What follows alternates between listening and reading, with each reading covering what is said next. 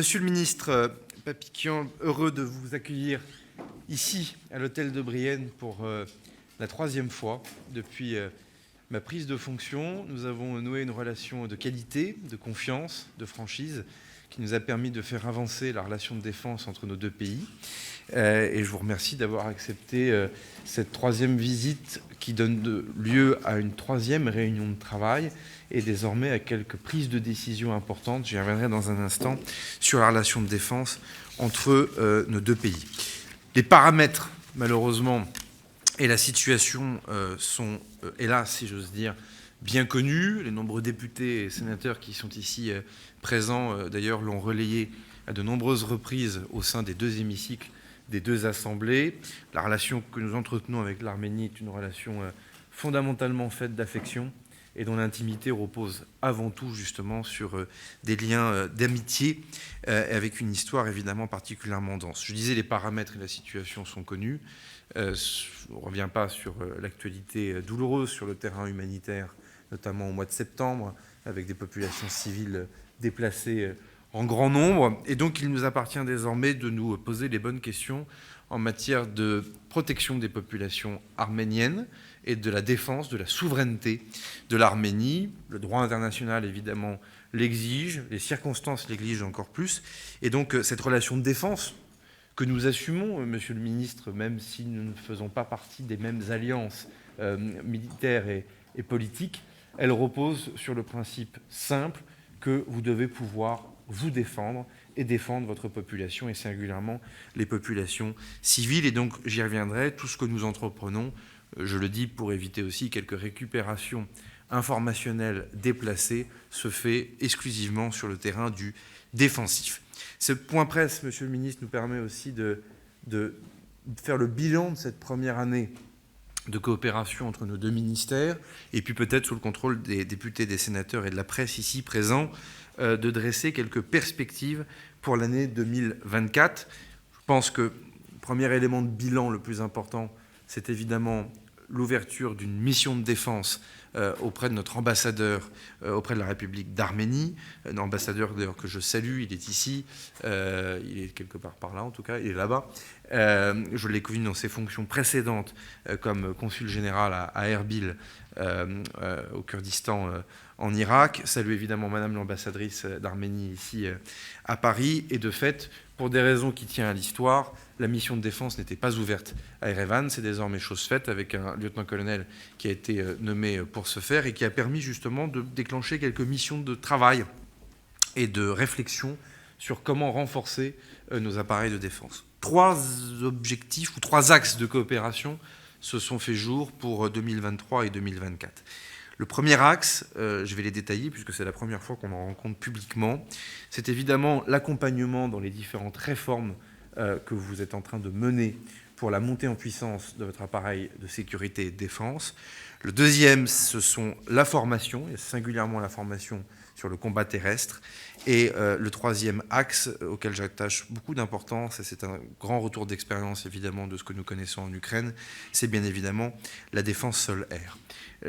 Pour détailler ces axes, et je les compléterai par quelques axes à côté, mémoriels ou sanitaires, mais qui ont leur importance, j'aimerais quand même m'appuyer sur ce qui a été fait. Si on prend le premier axe, sur l'accompagnement de l'armée arménienne dans sa transformation, qui correspond à des réformes que vous menez, sur lesquelles nous essayons de vous inspirer, de vous conseiller.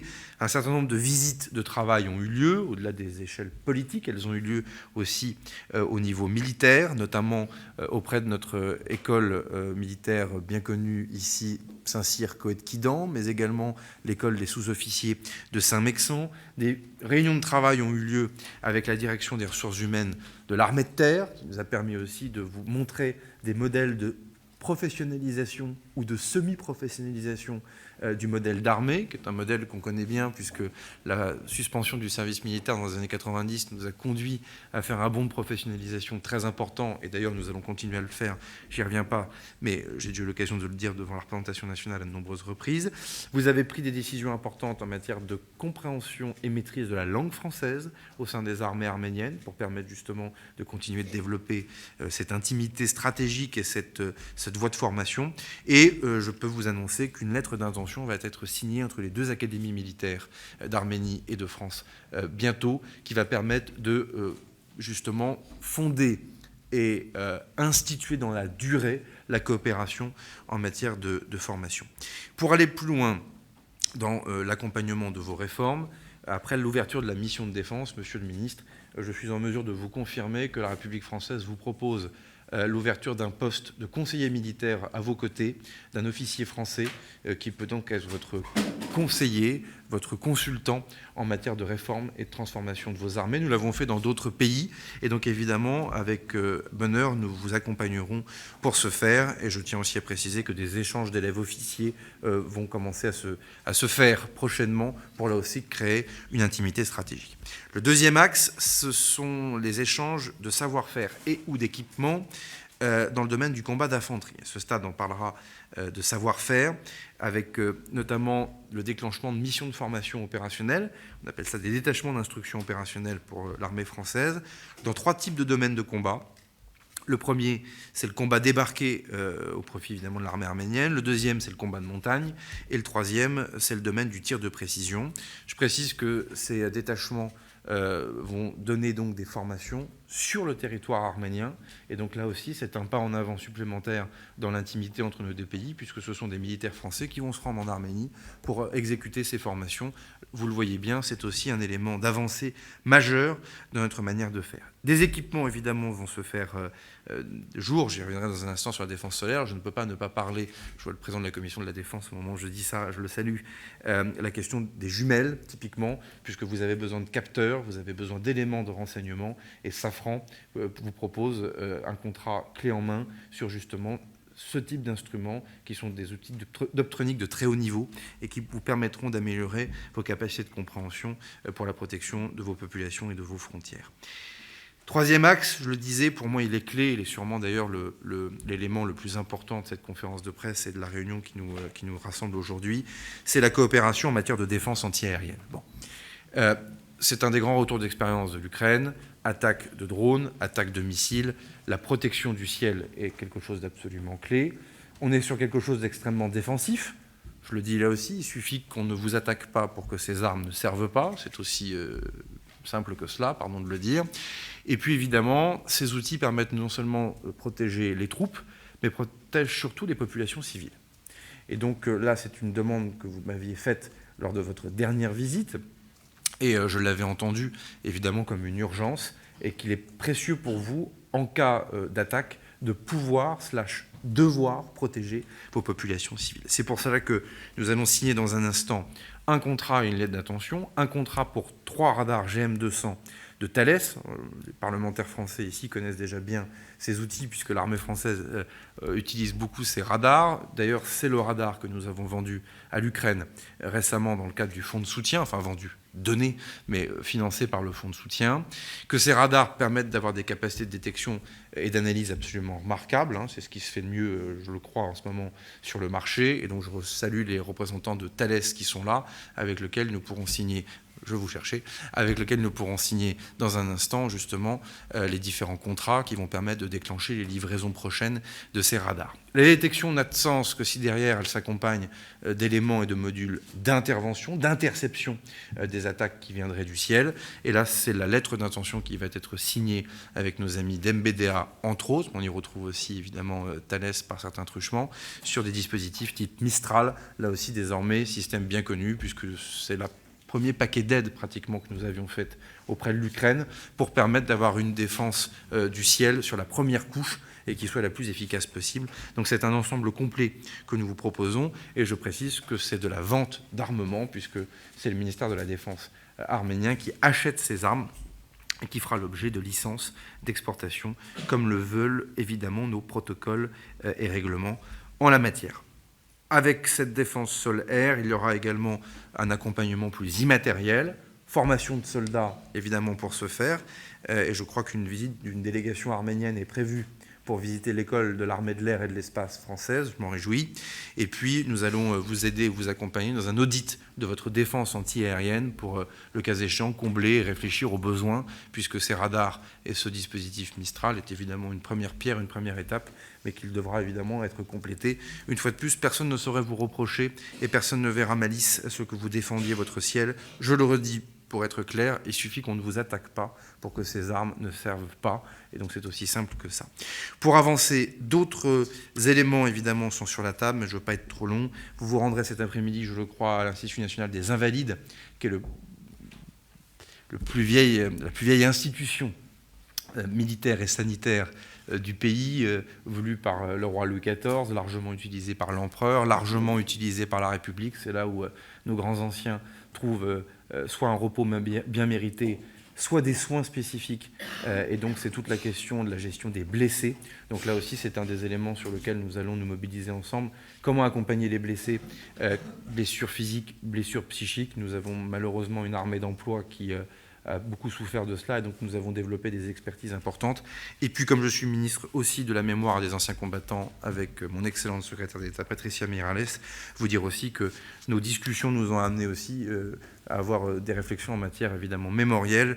Dans quelques jours, nous commémorerons le 11 novembre, et donc nous aurons l'occasion aussi d'avoir un temps mémoriel, notamment pour les soldats et les légionnaires arméniens de l'armée française qui sont tombés, et un certain nombre aussi de missions, en tout cas d'initiatives en matière mémorielle que ma secrétaire d'État aura l'occasion de mettre en œuvre dans les temps qui viendront, et en lien avec les parlementaires. C'était aussi une demande qui avait été formalisée par un certain nombre d'entre vous. Voilà, j'ai été long, mais c'était important pour nous de faire ce point sur la première année de travail. L'actualité du mois de septembre et les graves événements n'ont pas remis en cause la stratégie, bien au contraire. Elle nous permet aussi de regarder lucidement l'état des menaces.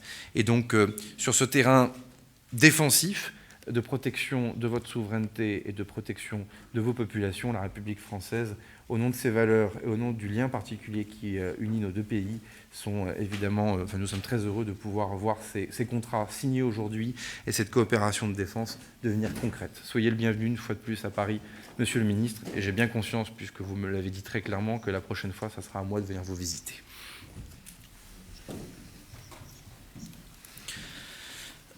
Շնորհակալություն, Հարգարժան, պարոն նախարար, Merci, cher Monsieur le ministre, chers collègues. Tout d'abord, je voudrais remercier mon homologue, Monsieur Le Cornu, pour son invitation à visiter la France, pour sa chaleureuse hospitalité et ses échanges réguliers et enrichissants.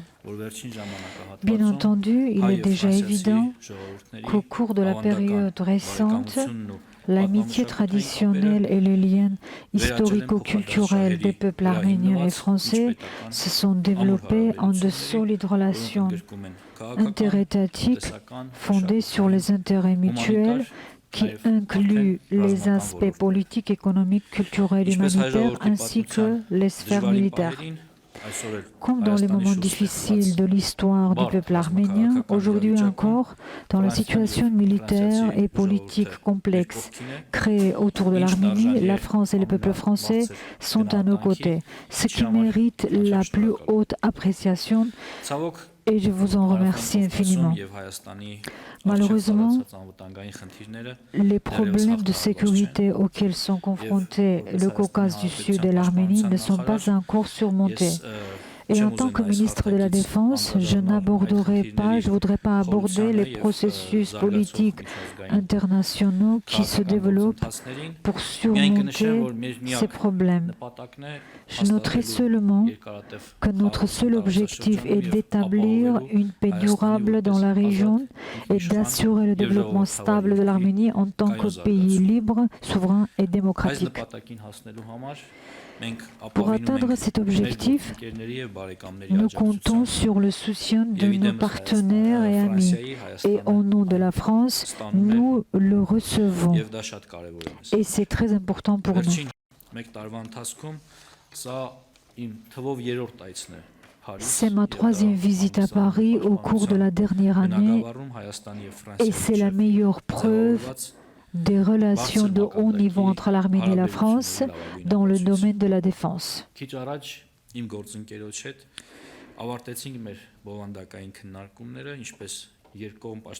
Tout à l'heure, avec mon homologue, nous avons terminé nos discussions de fond, tant sur le développement de la coopération bilatérale en matière de défense que sur les questions de sécurité.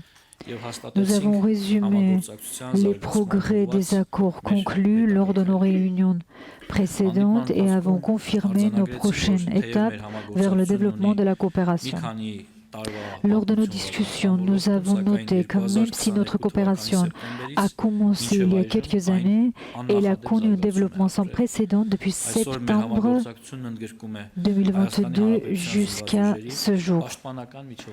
Aujourd'hui, notre coopération comprend la modernisation des moyens de défense des forces armées de la République d'Arménie, l'enseignement et la formation du personnel, l'échange d'expériences, le soutien consultatif dans le domaine des réformes des forces armées et un certain nombre d'autres domaines prioritaires pour nos forces armées. À la suite des discussions, M. Lecournu et moi, nous sommes arrivés à la conclusion qu'il est temps d'inscrire notre coopération sur une base institutionnelle à plus long terme grâce à une planification conjointe au renforcement donc des capacités opérationnelles. Je voudrais profiter de cette occasion pour remercier nos partenaires français et M. Lecournu personnellement pour leur disponibilité, leur flexibilité, leur effort personnel dans le développement de cette coopération. Je considère qu'il est important de noter que la coopération entre les deux pays dans le domaine de la défense s'effectue dans le cadre d'accords politiques de haut niveau entre les dirigeants arméniens et français, le Premier ministre Nicole Pachinian et le président Emmanuel Macron, et grâce au soutien des deux chambres du Parlement français. Je voudrais également vous informer que nous signerons bientôt des documents qui mettront de nouvelles bases sur le développement de notre coopération. Il relève donc du domaine militaro-technique et vise à développer les capacités de défense de nos forces armées. Et enfin, je voudrais remercier encore une fois mon homologue, M. Sébastien Lecournu, pour son accueil chaleureux, ses discussions ouvertes et franches, et également l'informer que je l'ai invité à visiter la République d'Arménie à un moment opportun. Ça fait 3 fois que vous me le dites, Monsieur le Ministre. Je vais vite trouver à me défendre en trouvant une date. Je vais prendre 1 à 2 questions, pas plus, et je m'en excuse auprès de la presse, puisque, en fait, comme il y a beaucoup de parlementaires présents, je souhaite véritablement que le ministre, mais je pense que nos amis journalistes le comprendront, ait un vrai moment d'échange avec les députés et les sénateurs français, puisque vraiment le Parlement français est moteur sur le dossier arménien, on peut le dire. Et donc je veux, comme derrière après il y a les cérémonies pour le Drakkar et l'anniversaire malheureusement de l'attentat du Drakkar, on est un peu contraint en temps. Donc on va quand même prendre quelques questions, mais après on va passer aux signatures et au temps d'échange avec les parlementaires. Qui se lance? Je vous en prie. Merci Monsieur le Ministre. Monsieur le Ministre Lecournu, Ümit Dönmez, Anadolu. La décision de la France d'armer, Ümit Dönmez pour Anadolu. La décision de la France d'armer l'Arménie a été critiquée par l'Azerbaïdjan, considérant que celle-ci ne sert pas les efforts internationaux pour établir la paix régionale. Comment pouvez-vous garantir que les armes fournies par la France à l'Arménie seront utilisées à titre défensif exclusivement et qu'elles ne seront pas utilisées pour envahir le territoire azerbaïdjanais, comme ce fut le cas il y a 30 ans? La question mérite d'être posée, la réponse est claire. Bon courage pour expliquer que les armes dont nous allons faire la signature dans un instant, ont une vertu agressive. Je pense que, je le redis, la défense sol-air ukrainienne actuellement, elle protège de frappes qui viennent de la Russie. Et que, par définition, la défense solaire ne se déclenche que lorsqu'il y a une agression. Et donc, si le ministre de la Défense décide d'acheter du matériel pour protéger le ciel, et souvent les populations civiles qui sont en dessous, et pratiquement tout le temps, les populations civiles qui sont en dessous, c'est par définition qu'il y a une agression. Donc ce sont des systèmes d'armes qui, par leur nature même, ne peuvent être mis en œuvre que parce qu'il y a une agression, sur le territoire arménien, et souvent, je le redis, avec des populations civiles en dessous. Donc, je l'ai dit à de nombreuses reprises, on voit bien qu'on est dans un moment aussi de guerre informationnelle importante, et donc je crois avoir été précis justement dans mes propos, et votre question me permet de l'être. Personne ne peut reprocher à un État souverain de protéger son ciel et la population qui est en dessous. Monsieur ? Oui, bonjour, Louis Sibyl de l'AFP. J'aurais deux questions. Vous avez évoqué donc l'armement que vous allez apporter à l'Arménie. Est-ce que vous pouvez nous donner des délais de livraison et les modalités, un peu plus en détail? Et j'aurais une autre type de question. On a eu des informations dans la presse hier, comme quoi l'Arabie Saoudite s'est renseignée auprès de la France pour l'achat de 54 Rafales. Est-ce que vous confirmez l'existence de discussions avec Riyad à ce sujet? Première question, bon, armement, délai, modalité, je serais volontairement un peu flou, vous le comprendrez bien. Déjà parce qu'il y a des délais qui sont incompressibles de par la nature même des contrats. Je veux dire, on est quand même dans un chemin de droit avec les entreprises derrière qui doivent faire les différentes demandes de licences d'exportation que nous devons instruire, les choses évidemment bien avancées. En fonction des types de matériel, ils n'ont pas forcément les mêmes voies logistiques, pour être très direct. Et tout le monde comprend bien qu'il y a urgence. Alors, urgence ne veut pas dire qu'il n'y a pas des délais incompressibles. En tout cas, là, j'en dirai pas plus, mais je pense que vous pouvez comprendre aisément pourquoi. Sur les Rafales, je n'en dirai pas beaucoup plus, si ce n'est que, oui, des discussions existent.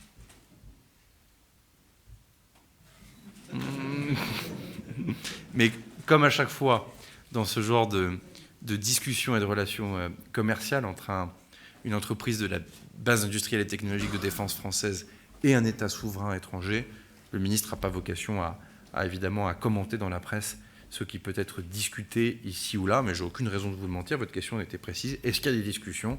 La réponse est oui, il y a des discussions. Bonjour. Oui, Monsieur le ministre, si vous permettez, Myriel Acrafray de Valeurs Actuelles. J'avais une petite question précise et une question un peu plus large. Je commence par la seconde. Il se trouve que le calendrier actuel fait que cette réunion a une coïncidence particulière, puisqu'il y a en ce moment des manœuvres militaires entre l'Azerbaïdjan et la Turquie du côté de l'Arménie, d'une part, et d'autre part, il y a un sommet diplomatique de l'autre côté de la frontière, en Iran, avec les Russes, les Turcs et quelques autres partenaires de la région. Vous avez parlé tout à l'heure d'urgence. Quelle est votre évaluation de ce qui se passe aujourd'hui même dans cette région inflammable? Ça, c'est la première question. Et puis la deuxième question, vous avez parlé de détachement d'instructions opérationnelles. Alors, encore une fois, je reprends votre mot urgence. Quel est le calendrier de la mise en œuvre de ces signaux qui n'en sont pas moins des signaux stratégiques? Merci beaucoup. Merci beaucoup pour vos deux questions. Je démarre par la deuxième, parce qu'elle fait la suite du propos introductif. Après, j'ouvrirai à une réflexion peut-être plus globale. Pour les formations, les choses vont aller très très vite, puisque les premières visites entre les différentes écoles, pour reprendre Saint-Mexan et Saint-Cyr-Coët-Quidan, ont déjà eu lieu. Les échanges de jumelage entre officiers, pour le coup, sont des choses qui vont se faire dans les toutes prochaines semaines. Et après, évidemment, vous avez des cycles parfois qui sont liés au cycle académique traditionnel. C'est compliqué de placer un jeune élève sous-lieutenant ou aspirant dans une cohorte en cours d'année. Donc après, on revient à des choses plus classiques pour l'ensemble des pays que nous accueillons dans nos cohortes de formation, qui est évidemment de septembre à septembre. Sur les détachements en tant que tels, pour le coup, j'ai plus ça complètement en tête, mais je crois, sous le contrôle de mon cabinet civil et militaire, que globalement, on est sur fin de l'année 2023, début de l'année 2024. Donc on est dans une temporalité qui est on ne peut plus proche. Après, vous le savez, hein, vous suivez bien ces questions et vous les connaissez bien, on aime aussi faire ça à taille humaine, avec des détachements section par section. Enfin, je crois que ce que nous avons mis en œuvre pour l'armée ukrainienne montre bien que tout cela quand même trouve son efficacité avec une qualité de formation qui est de bon niveau. Et donc évidemment on préfère avoir des petites unités formées en profondeur avec un niveau de technicité et technologie, notamment sur la défense solaire, de bon niveau. Et après sur les formations d'infanterie, on peut se permettre d'avoir des gabarits de cohortes de soldats formés autrement plus importantes. Pour le coup, ça dépend aussi de la nature de la formation. Bon, sur mon sentiment sur tout cela, au fond, je pense que j'ai essayé de le dire avec mes mots hier chez vos confrères du Parisien, dans les colonnes du Parisien du dimanche. Je pense que nous ne sommes pas au bout de l'analyse des différentes répercussions que la guerre d'agression que mène Vladimir Poutine en Ukraine entraîne. Et de la résurgence du terrorisme au Sahel, l'actualité terroriste que nous connaissons au Proche-Orient, ce qui s'est passé au mois de septembre au Haut-Karabakh, les enjeux de circulation dans nos mers, Hormuz, Bab el-Mandeb, Suez et au-delà, mer de Chine. Nous sommes dans un moment de dérèglement profond au pluriel. Profond. Et d'ailleurs, notre loi de programmation militaire, les 413 milliards d'euros que les parlementaires ici présents ont soutenu et voté, débattu et voté en tout cas, tombe au bon moment. Parce qu'on voit bien qu'on a un réarmement du monde avec un niveau de dérèglement, une remise en cause du droit international qui est de plus en plus fréquent et brutal, et à chaque fois, mais toujours dans un même sens. Des sociétés autoritaires, pour ne pas dire totalitaires, vers des démocraties. C'est le point commun entre l'ensemble de ces dossiers, ou en tout cas, je n'aime pas dire dossiers, parce que derrière des hommes et des femmes, mais de ces différentes situations stratégiques. Ça a été décrit par le président de la République dans une très longue interview cet été, et au fond, depuis le mois d'août, on en voit évidemment encore les effets, et donc ça nous implique aussi à nous, Français, de nous poser les bonnes questions. Pour nous-mêmes, sur les menaces qui peuvent directement toucher les intérêts français, j'ai eu l'occasion d'y revenir et je continuerai de le faire devant vous dans les semaines qui viennent, puisque la programmation militaire promet d'être vivante au regard justement des ruptures technologiques et des problèmes sécuritaires que nous rencontrons. C'est absolument incontestable. Et donc il faudra évidemment mettre à jour cette programmation au fur et à mesure, et puis surtout ne pas manquer à nos alliés, ne pas manquer à celles et ceux qui partagent le même système de valeurs que nous. Et ça, je crois aussi qu'il y a une solidarité et que je sens certains vouloir nous plonger dans une forme d'égoïsme ou de repli sur nous-mêmes, alors qu'au fond, c'est fondamentalement le moment d'être très français. Et contrairement à ce que j'ai pu lire ici ou là hier, moi qui suis un vrai gaulliste, pur sucre, si j'ose dire, l'autonomie stratégique de la France, ce n'est pas son isolement. Et donc, nous devons lutter contre toute forme d'isolement, puisque c'est en allant justement au plus proche des alliés qui se battent et combattent pour nos valeurs qu'on évitera d'avoir des difficultés sur notre propre territoire se rapprochant de nous. C'est basique comme raisonnement, mais je suis sûr que ça fonctionne comme ça.